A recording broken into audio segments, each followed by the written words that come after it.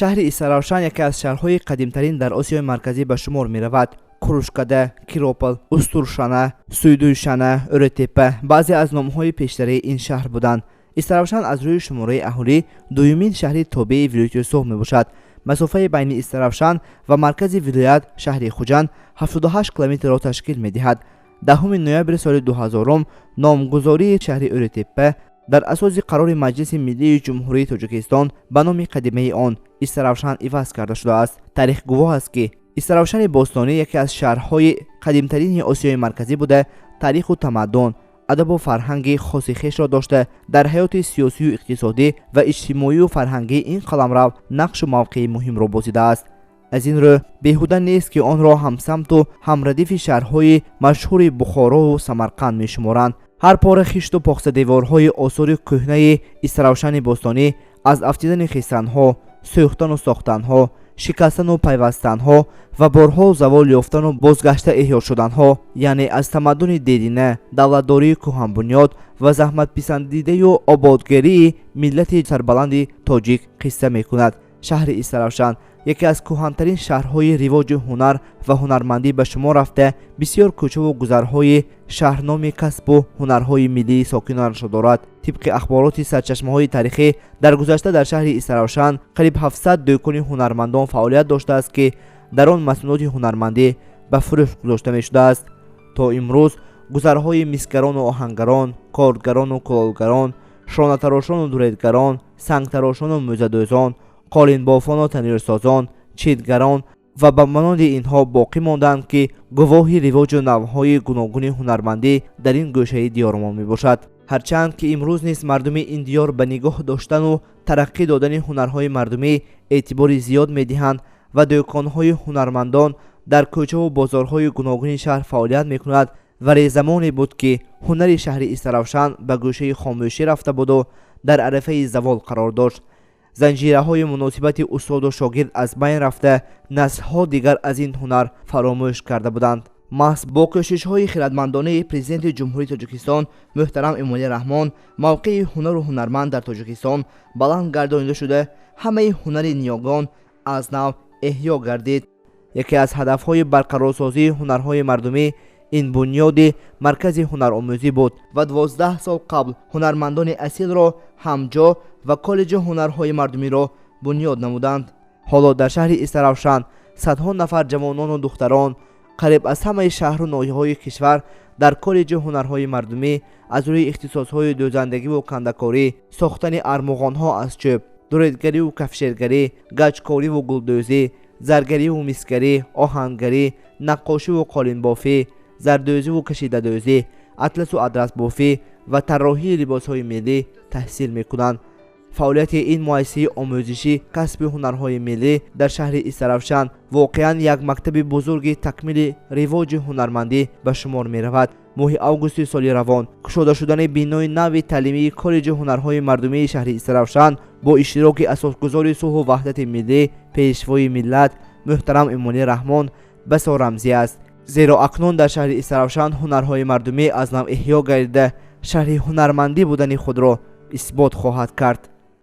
سال 2009 با تشبث و دستگیری پیشوای معظم ملت، دل دیده مردم، اساسگزار صلح و وحدت پرزیدنت کشور جناب عالی امام علی رحمان در استراوشان باستانی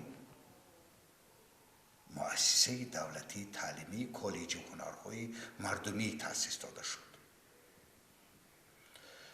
هدف اساسی تأسیس دادن این کالج چهل که پیشوای معظم ملت قید کرده گذاشته بودند، این صاحبی کردن به هنرهای والای مردم سربلند تاجیک و احیا نمودن هنرهای دستی مردم تاجیک می باشد. شکرانه که امروز ما زیاده از 1000 نفر دانشجویان را در تمام منطقه های کشور تامین کردیم.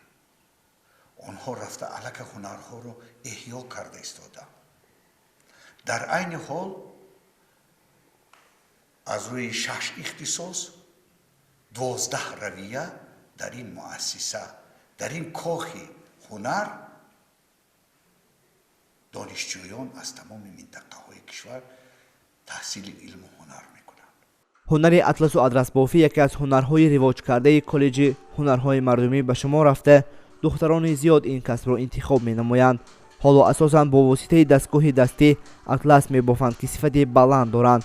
ادرس بافی یکی از هنرهای معمولی تاجیکان محسوب می بود که تا به امروز معروفیت زیاد دارد.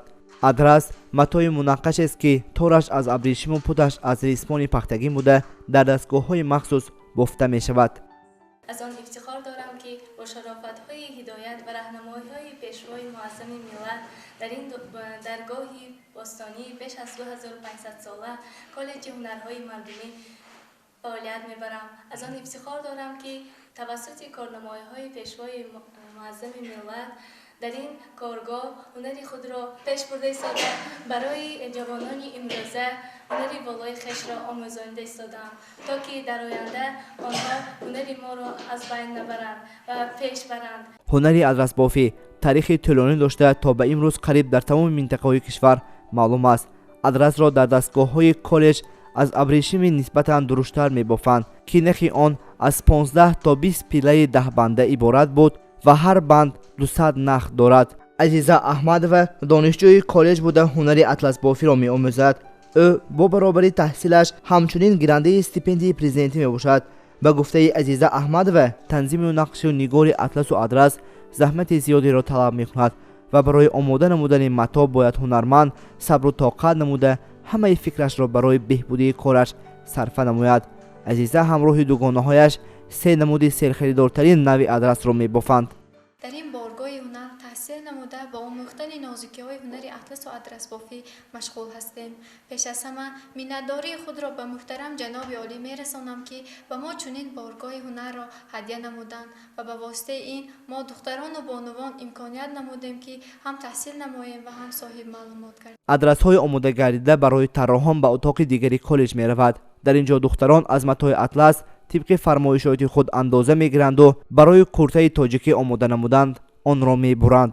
معلمه در اینجا طراح اساسی بوده شاگردانشان کمک رسان میباشند. آنها نازک‌های کسبشان را از معلمه میآموزند و کرته های تاجیکی آماده مینمایند. هر یک استفاده ماشینی درس‌دوزی را میدانند و از یک متاع عادی معجزه میآفرند. کرته آماده است. اکنون نوبت آرایشاتش میباشد. اتاق سیوم برای آرایشات می باشد. این هنری دیگر و مستقل می باشد. کشیده دوزی یا خود با نام دیگرش یورمه دوزی می نامند. اصول های کشیده دوزی از گل و رنگ های آن مجسم گردیده شده از اولاد به اولاد گذشته از نو کار شده نمونه های تکرار نشونده پیدا می گردد. کشیده دوزی تا امروز موقع خود را گم نکرده تا زمان ما آمده رسیده است. با ترقیات زمان علم و تکنیک ماشین های مخصوصی درس‌دوزی است که کشیده دوزی می نماید. دختران این هنر را با ذوق زیر موسیقی اجرا میکنند. ما آموزگاران هنرمندان افتخار از آن داریم که با تشبث پیشوای معظم ملت امروز بارگاه هنر که با تمام شرایط‌های معاصر فعالیت می‌کند. هنر پاپیردوزی یکی از هنرهای قدیمی تاجیکان بوده و ما از بیبی و ماماها میراثی مانده است. هنر پاپیردوزی امروز در بازار جهانی خریدارگیر می باشد. با لباس‌های عروسی و دامادی، بالشتو، کرپچه ها، اشیاء روزگار و خانه روزگار دوخته می شود.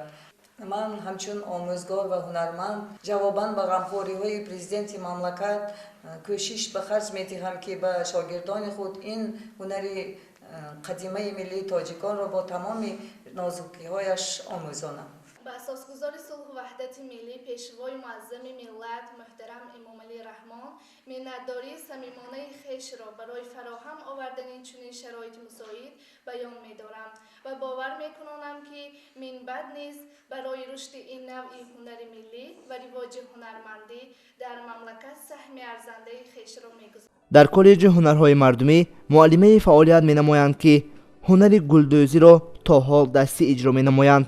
معلمه دارنده عنوان خدمت شایسته بوده 54 سال این جانب با هنرمندی مشغول است.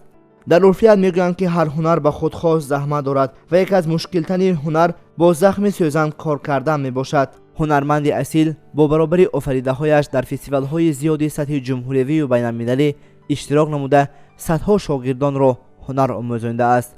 مغفرت ادهمова هنر والای خود را از بیبی و مادرشان آموختند و امروز باشد دخترشان نیز همراه معلمه همکار بوده هنر مادرش را دوام داده ایستاده است. با برابری وارد شدن به اتاق معلمه صنعت بزرگ هنر نزد چشم علادار می شود. همه این افتخارنامه ها و ارمغان ها از زحمت شبانه روزی و زخم سوزن مغفرت ادهمова می باشد. 38 سال من در مکتب کار کردم، معلمی مهنت بودم، دوزندگی به درس میدادم. حاضر من یگان هنری که همین دنیا و هست نمیتونم گفته نمیتوانم، همه هنر میتونم. مثلا دوزندگی به درس میدادم. بعد از اون اینجا به من تکلیف کردن، من خودم هنرمند شهری استراوشن شدم. یک چند بیابی اشتراک کردم، سیمپوزیوم آبی تازه و 80 سالگی دوشنبه و روزهای تاجیکستان در مسکو شد. انا همونجا اشتراک کرده من همه هنرهای همه عنوانامو گرفتم. من میندارم که از جناب عالی که و مهون همین خیلی هنرمندا همین خیلی شرایطای مهیا کردن و مهون همین کسب خدا مایه به همین دخترکایی که همین شهر استراوشن به هستیان انا همین ها به یاد داده همین ها به نه بلکه هنر در روزگارداری در وقتی خانه‌داری مهم همین درس‌های گذشته دخترکا به یاد میگیم. تا 10 سال این جانب در این کالج فعالیت میبرم و هنری کشیده‌دوزی را که یکی از هنرهای قدیمی اولادی می باشد و دانشجوی دختران می‌آموزانم. این هنر اساساً با من از مادرم میراث مانده است. امروز در افتخار دارم که با برابری مادرم در این شغل ورزیده و این هنر رو به دانشجوی دختران می‌آموزانم. کشیده‌دوزی یکی از هنرهای قدیمی مردم بوده. آن از قدیم خیلی شغل دوست داشته زنان و دختران تاجیک می باشد. هنری غیر عادی به گلدوزی مانند زردوزی می باشد. زردوزی نوعی صنعت آرایش عملی است. یک ساحه هنرمندی است که توسط رشته های زری سفید و زرد در روی متا نقش های گوناگون دوخته می شود. آموزگاری که هنری زردوزی را به دانشجویان می آموزاند زمان خود نیز در این مکان علم و هنر تحصیل کرده بود. مفتون شعر و بعد ختم دانشگاه عالی بازپس به کاخ هنر برای آموزاندن زردوزی بازگشت. سال 2016 خودی همین مؤسسه را ختم نمودم.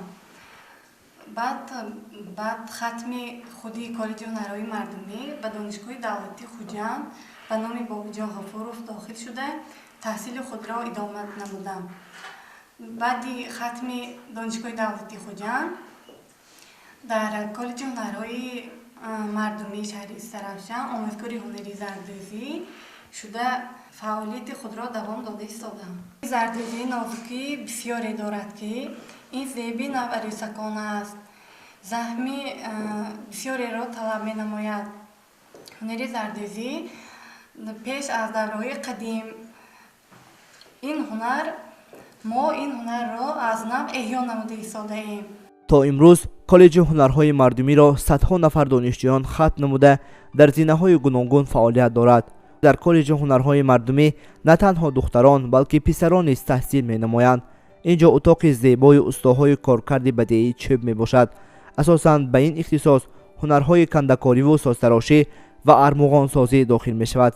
کنده‌کاری از هنرهای قدیمی شرق است که در تاجیکستان زیاد رشد کرده است. کنده‌کاری اصول کارکرد بدیعی چوب، سنگ، استخوان، گچ، گل و غیره که با راه کندن و بریده گرفتن اجرا کرده می شود. استادهای تاجیک اساساً چوب را از درختان ارچه، چنار، توت، چارمغز به کار برده از آنها اشیاءهای روزگار می ساختند. صنعت معاصر کنده‌کاری چوب تاجیکانه در دو سمت انکشاف یافته است، مردمی و کسبی. امروز در تاجیکستان محصول دستی کنده‌کاران را در ستونهای بالا، در و تیره‌های چایخانه، آثارخانه‌ها، قصرهای فرهنگ، بناهای معماری دیدن ممکن است.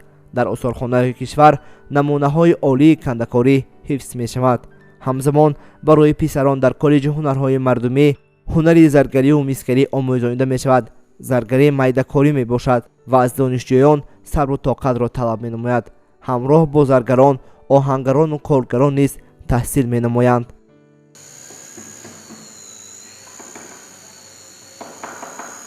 наққошӣ ҳунари офидани нақш маҳсули эҷодии санъаткорони халқӣ ва касбӣ яке аз намудҳои қадимаи санъати амалии халқ аст. ёдгориҳои меъморӣ ва бозёфтҳои археологии осиёи миёна шаҳодат медиҳад ки наққошӣ дар ин ҷо замони қадим ривоҷ ёфтааст. инкишофи ҳунари меъморӣ, кулолӣ, мисгарӣ, заргарӣ, қолинбофӣ ва кашидадӯзӣ ба тараққиёти наққошӣ низ мусоидат карданд. хонаҳои истиқоматии типи кӯҳна ва масҷидҳои болои зарафшонро асосан наққошони истарафшанӣ ором медоданд. намунаҳои барҷастатарини санъати наққошии халқи тоҷик дар ёдгориҳои меъмории шаҳрҳои самарқанду бухоро ва балху ҳирот дида мешавад. ҳоло духтарону писарон ба ҳунари наққошӣ кундалкориро низ ҳамҷо карданд ки ҳунари волои донишҷӯёнро нишон медиҳад. қоидаи коллеҷи ҳунарҳои мардумӣ бисёр оддӣ аст. аввал омӯз, баъд дар ҳамин ҷо омӯхтаатро исбот намо. наққошиву кундалкориҳои донишҷӯёни коллеҷ дар ҳама гӯшаҳои он дида мешавад. ин исботи омӯхтаи онҳо аст ки сақфи синфхонаву роҳравҳо оро ёфтааст. ин духтарон таҳсилкунандагони курси поён мебошанд ва кори наққоширо аз гулҳои зарфҳои кулолӣ оғоз менамоянд.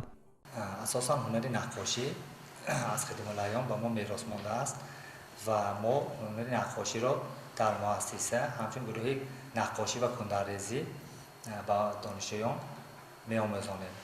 ҳунари наққошӣ дар айни ҳол рушд ва эҳё намуда истодааст ва мо дар гурӯҳи наққошӣ ва духтаракон ва писарбачаҳо ҳунари наққоширо меомӯзонем ва дар ҳунари наққошӣ аз нақшҳои гулҳои ислимӣ, баҳорӣ, табиат гирифта шуда илҳом мегирад, ҷавонон ва кор фаъолият мекунанд. ҳамчунин дар коллеҷи ҳунарҳои мардумӣ ҳунари қадимаи қолинбофӣ омӯзонида мешавад. духтарон бо дастгоҳи дастӣ қолин мебофанд ки нақшу нигораҳои зебо дорад. бояд гуфт ки дастгоҳу ашёҳои ҳунармандӣ дастӣ буда махсус барои донишҷӯёни коллеҷи ҳунарҳои мардумӣ омода шудааст. бояд гуфт ки ҳунаре ки дастӣ омода мешавад ҳарчанд заҳмати зиёдро талаб менамояд, лек сифати хуб дораду бозоргир мебошад. бо баробари ҳунар омӯзонидани муассисаи таълимӣ ҳамчунин санъатро низ дар вуҷуди донишҷӯёнаш бедор менамояд. рассомӣ ҳунар нест, балки санъат аст ки имрӯз духтарону писарон аз рӯи ихтисоси ороишоти графикӣ ва рассомӣ дар ин даргоҳ таҳсил менамоянд. санъати рассомӣ бо ҳунармандӣ зич алоқаманд буда бе ин фан ҳунармандӣ вуҷуд дошта наметавонад. мо бисёр шод аз он ҳастем ки бо ташаббуси пешвои миллат ҷаноби муҳтарам эмомалӣ раҳмон дар шаҳри исаравшани бостонӣ бинои нави коллеҷи ҳунарҳои мардумиро ба истифода доданд. мо ҳунармандон дон кӯшиш ба харҷ медиҳем ки тамоми нозикиҳои ҳунари қадима, болои ҳунари қадимаро ба шогирдони азизамон омӯзем ва аз нозикиҳои онро ба шогирдони худ омӯзонида саҳми арзандаи худро ба тоҷикистони азизамон гузорем. ман ҳамчун омӯзгори ҳунари наққошӣ ва рассомӣ кӯшиш ба харҷ медиҳам ки тамоми нозикиҳои ҳунари рассомӣ ва наққоширо ба шогирдонам омӯхта ба ободии кишвари азизам саҳми арзанда гузорам. яке аз ҳадафҳои ҳукумати кишвар, махсусан асосгузори сулҳу ваҳдати миллӣ, пешвои миллат муҳтарам эмомалӣ раҳмон ба забономӯзӣ ҷалб намудани донишҷӯёну муҳассилин мебошад. борҳо сарвари давлат дар баромадҳояшон ба ин масъала таваҷҷӯҳи хос зоҳир намуда аз худ кардани забонҳои хориҷиро талаботи замона меноманд. ҳар як ҷавон дар баробари забони модарии худ боз ду-се забони хориҷиро бояд донад. дар коллеҷи ҳунарҳои мардумӣ бо баробари ҳунаромӯзӣ бо забонҳои русиву англисӣ васеъ омӯзонида мешавад. омӯзгорони соҳибтаҷриба ба донишҷӯён даст медиҳанд. омӯзиши забони русӣ ва англисӣ барои пешбурд ва муаррифии ҳунари худ дар бозори сайёҳӣ ва хориҷии кишвар ба донишҷӯён кӯмак мерасонад. дар умум гӯем бинои таълимии коллеҷи ҳунарҳои мардумии шаҳри исаравшан ки бо иштироки пешвои маорифпарвари кишвар муҳтарам эмомалӣ раҳмон ифтитоҳ гардид, барои омӯхтани ҳама намуди ҳунар шароитҳои мусоибро фароҳам овардааст. ҳамзамон донишҷӯён дар ин даргоҳ имконият доранд ки технологияи иттилоотиро васеъ омӯзанду тавассути шабакаи интернетӣ ҳунари худро пеш бурда миҷози хешро пайдо намоянд. барои ин дар коллеҷи ҳунарҳои мардумӣ ду кабинети компютерӣ бо компютерҳои замонавӣ муҷаҳҳаз буда донишҷӯён аз он васеъ истифода мебаранд. ҳамчунин барои донишҷӯёни коллеҷи ҳунарҳои мардумӣ китобхонаи анъанавии электронӣ дар хидмат аст ки барои маълумотҳои худро саҳеҳ намудан истифода мебаранд. бояд зикр кард ки барои бо шароити навин таҳсил намудани донишҷӯён дар коллеҷи ҳунарҳои мардумӣ хобгоҳу ошхона, маҷлисгоҳу нуқтаи тиббӣ фаъолият дорад. ифтитоҳи ин кохи ҳунар туҳфаи арзандаи пешвои миллат дар арафаи 31-умин солгарди истиқлолияти давлатии ҷумҳурии Тоҷикистон ба мардуми шарифи шаҳри Истаравшан мебошад. коллеҷи ҳунарҳои мардумӣ бо тарҳи замонавӣ бино ёфта ҳунарҳои волои кандакориву наққошӣ, гаҷкориву дуретгарӣ истифода гардидааст. ҷавобан ба ғамхориҳои президенти кишвар, омӯзгорон кӯшиш доранд ки сафи донишҷӯёнро зиёд гардонанду ҷавононро ҳунарманд намоянд.